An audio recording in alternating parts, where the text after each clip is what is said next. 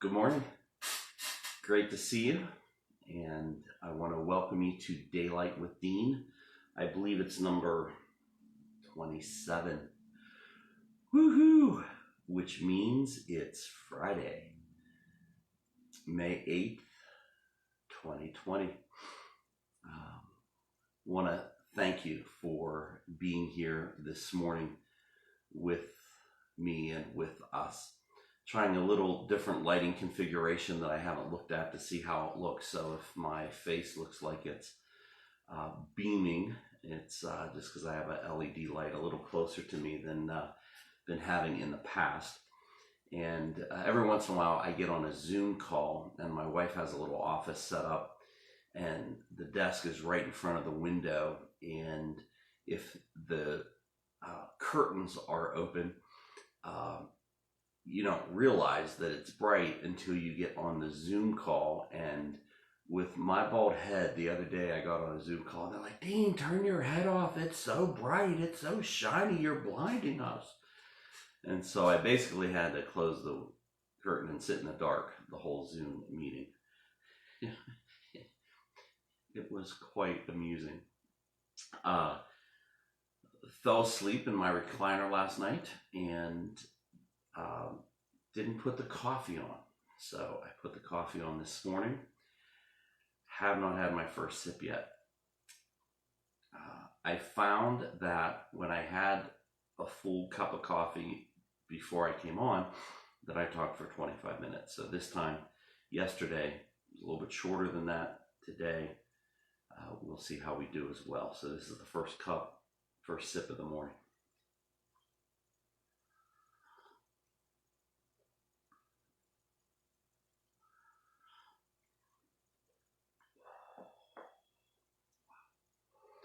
There you go. I'm using my green coffee mug that I got in a set at the yard sale right next to the river this past summer. And not a huge fan of this one. It's got Santa Claus on it instead of snowmen. I like my snowmen. But it's green. And green happens to be my wife's favorite color. And it brings her joy. So it brings me joy. Many of you commented about the two stories I had yesterday about my wife making a mess while making the spaghetti dinner, and also my adventure with my sunroof on my Tahoe. And somebody said to me, it's a good thing that you had white duct tape for a temporary fix. And I'm like, yeah, the white duct tape may become the permanent fix. I don't know. We'll see. But I heard a story yesterday that I asked permission to share. And the person who told me the story said, yes, it happened to us. You can definitely share it. So at the river, we have a children's clothing ministry. So people bring clothes and put them on the front porch. And then children's clothes to donate, put them on the front porch. And then we bring them inside in time. And we also have just a small little food pantry on the front porch to help people during this time as well. And I have the Ring doorbell, so I'm able to watch. And sometimes people come and leave clothes, and then people that come to get food will go through the clothing and just look for stuff. So Nikki, my administrative assistant secretary, not administrative assistant, she's my ministry coordinator and my secretary. She sewed some masks. She's very crafty, and was talking to a friend and said, well, I'll just leave you one on the front porch.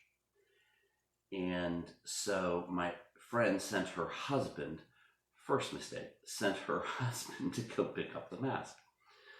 So he came home and gave her the mask. My friend was so excited to try on the mask, see the mask.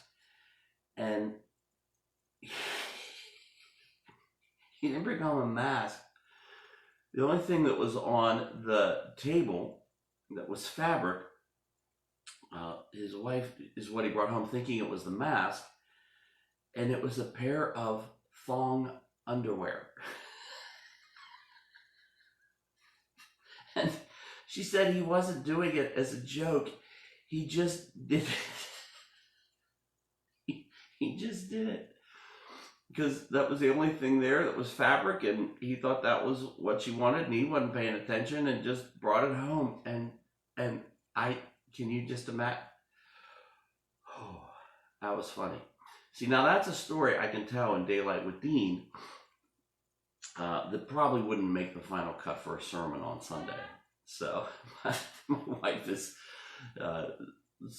calling in from the other room, agreeing with me. Hey, thank you for going on this journey with me on this deep dive about joy. It's my hope that joy gets embedded in your soul. I preached this Sunday on joy. It'll be broadcasting Sunday morning, and I want to invite you to check that out at the River New Ken Facebook or the River New Ken YouTube channel. And as stated, joy is a gift available to all followers of Christ that we choose to live well below the capacity that we have to live with joy. Not all of us, but when we take our eye off that, when we drift and just let things kind of go where they will, seldomly does joy emerge on its own. It takes effort, it takes attention, intentionality, which is another word for intention.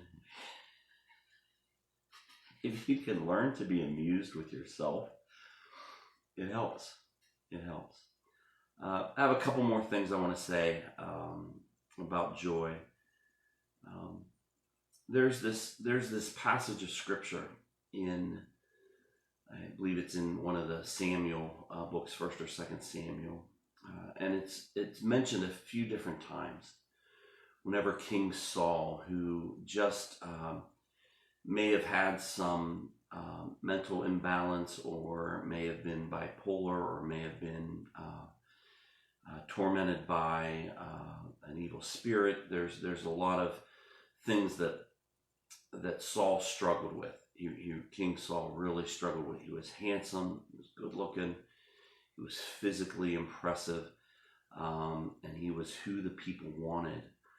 But he had some emotional issues that just kind of plagued him, and he couldn't shake, and they followed him. I'm not quite sure exactly what they all were, but when you read, you hear often Saul was troubled in his spirit. And there's even one verse that says, an evil spirit of the Lord troubled Saul, which is an interesting thing to try to wrap your mind around. However, my point is that Paul, he found peace whenever David, after he had slayed Goliath, Saul had David marry his daughter, and so David was on the inside of the kingdom. He had David come and play his harp for him. And when David played his harp, King Saul found peace, and all that was tormenting him left him, and he was able to find a good place. And one of the things that I notice in my life, one of the things that my wife notices in her life, is that music has a way of bringing joy and bringing peace and bringing good energy to us that sometimes we don't pay attention to. It's very interesting to me on the National Awards ceremony. There's something very spiritual about music. And if you watch the Academy Awards and you watch the Grammys, there's a distinct difference when the people of each, whether Academy Awards for the movies or Grammys for music, when they get up to receive their award. On the Academy Awards side, seldomly will you hear the Lord's name mentioned? Will you hear God mentioned? But more frequently than we may realize, when the musicians win awards, so many of them thank the Lord. So many of them mention the name of God. And it's kind of jarring because some of the musicians that are doing that, you're like, oh, I didn't know they had any attention to that. But there's something about music that is very spiritual and very soul related and very connects with us on a way that we need to pay attention to and can bring us peace and joy and comfort. Now, I don't know where you're at with music. I love music. My wife loves music. I'll walk into the kitchen and on our Spotify music account, we have the family plan that allows us for like $15 a month just to have all 5 accounts or 6 accounts. I forget how many. And it's unlimited. You can play whatever you want. You can download. You can, well, she searches French Cafe music channel or stream or whatever. And I come in and there's this French Cafe music playing in the kitchen. And she's like light and whimsical and smiling. And she'll often say, man, this brings me so much joy. I don't draw significant lines between sacred music and secular music. I have I have a playlist that's very diverse, and any song that just kind of brings great energy into my life that when I hear it takes me to a good place, I have on my playlist, and it's a very diverse playlist. And I notice that music has a way of pulling me out of some darker places when my spirit and soul goes there. And so every time I hear a U2 song, it takes me to a good place. It brings joy into my soul. I have K-Love on in my car quite often, Christian radio, because having good thoughts and good music and good messages coming into my mind is a very healthy, helpful thing as well. So I want to invite you in your pursuit of joy, see if music might have a place that can bring you peace and can bring you joy and can bring you to a good place. It's a gift from God, and I want to invite you to enjoy it. And I want to invite you to see, what would it be like if you didn't put a whole lot of emphasis on whether it's Christian or whether it's secular. If it's music that brings you to a good place, if it's music that brings you joy and peace, it can really be used by the Lord to bless you, to help you. And so guys, that's all I got for you this morning. Go and enjoy some great music, and may joy follow you instead of you chasing after it to where you can never catch it. May the Spirit bring joy to you, and may you discover it, and may it follow you the more you give honor to the Lord and invite His presence into your life. May joy be one of your closest companions. God bless you guys. Thank you for being here with me this morning.